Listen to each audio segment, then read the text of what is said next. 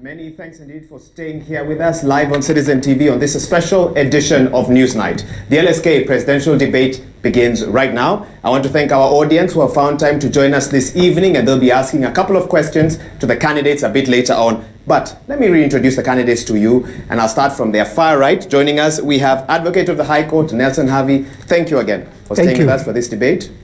We also have Advocate Harriet Chigai, who is also the Vice President of the LSK. Thank you for joining us and staying with us. Thank you very much. Right next to her is Advocate Charles Kanjama, who is also the LSK President of the Nairobi branch. Thank you once again. I'm delighted to be here. Good to hear. And last but not least, Advocate Maria Mbeneka, who is also an LSK Council member. Thank you. Thank you, Ahiga, for having us. All right, let me briefly take you through the ground rules. They are few. Each of you will have 1.5 minutes to respond to any questions directed to you. Please try to stick to that. In addition, we will give you a right of reply should that be required. So worry not. And finally, we ask you to be considerate of your fellow candidates. Do not take up too much of their time. We know it's a challenge to ask lawyers to make short statements, but tonight we ask you to do that. We believe we're ready to begin. Let's get straight into it. And of course, for our audience at home, you can weigh in. 22422 is the SMS line, and the hashtag is Newsnight. Advocate Harvey, I'll start with you because I introduced you first. And I want to give you a scenario because this topic right now is on matters integrity and the legal fraternity. A lawyer picks a gun and shoots his son dead. Now, that same lawyer does not take plea from March 2019 to date. By now, I'm sure you've guessed that I'm talking about a colleague in your profession, that is Asa Nyakundi, and it is said that his case has been handled in a preferential manner. Is it because of his status as a lawyer that happened? Well, I happened to have gone to Muthaiga police station on the afternoon that this incident happened. Now, it cannot be said that it is the lawyer who is responsible for the delay in what is happening. In taking plea? Yes. Remember, initially, the charge that was proffered against him was one of manslaughter. Allegations of interference with the judicial process was made against the defense team.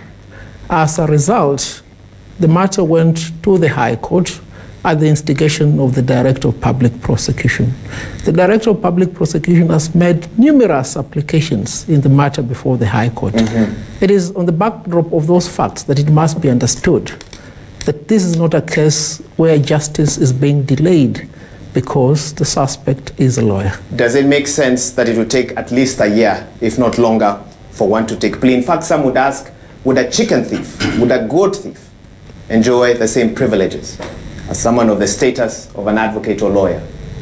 Well, these are not privileges that are being enjoyed by Mr. Nyakundi, because he who is charged with the crime that bears the most punishment is entitled to the greatest degree of fairness in the trial process.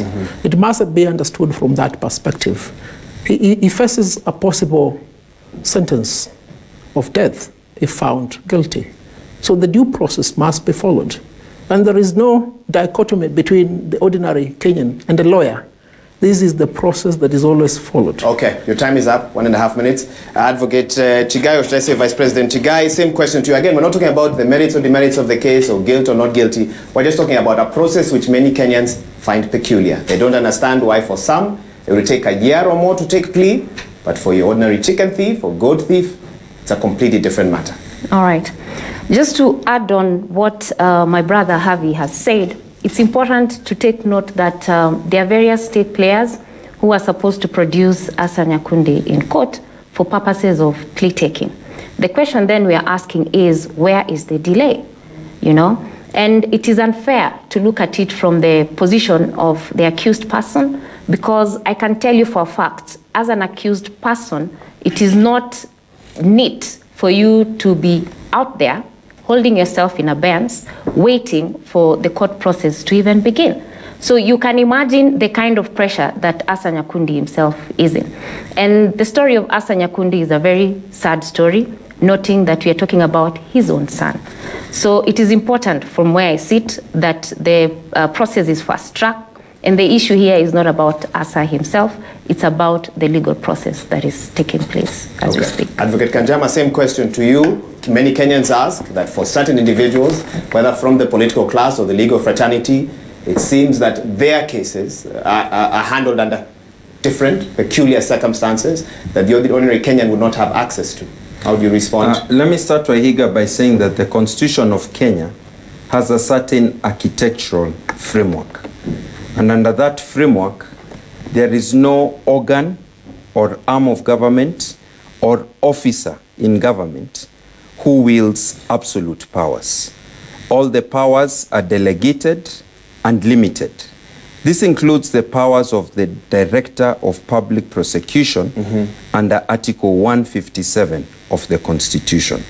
And under that architecture of the Constitution, in a criminal justice process, the rights that supersede all others are the rights to fair hearing under Article 50.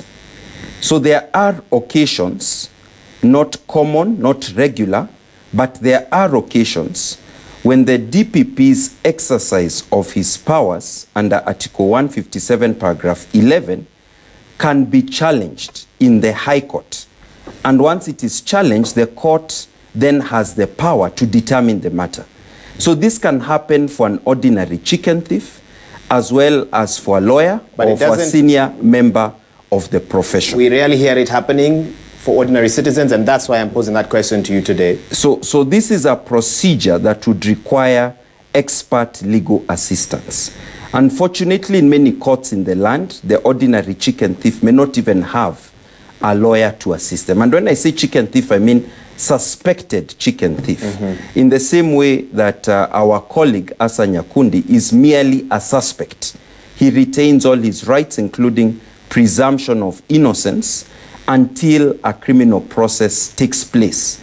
And there are special occasions when the criminal process can actually be stalled because it has been commenced or it is proceeding in a manner that includes gross abuse of prosecutorial power. So that is an issue that will be determined by the High Court. And the High Court has to deal with every litigant equally, regardless of their stature in society. Okay.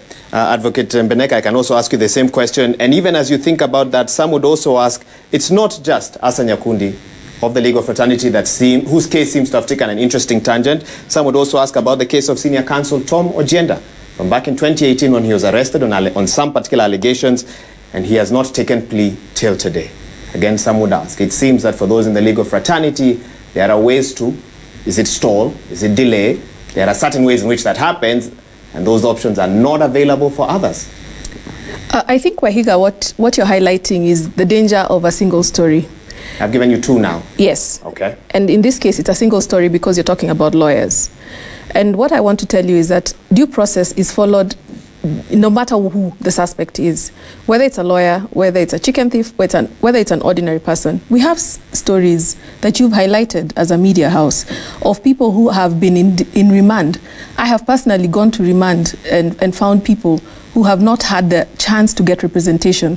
So what you're actually highlighting is the problem of access to justice. So not just from the courts, but even representation, so that it comes back to us as advocates and even the general public. Do they understand the options that are available to them? Now, these are lawyers who've been charged.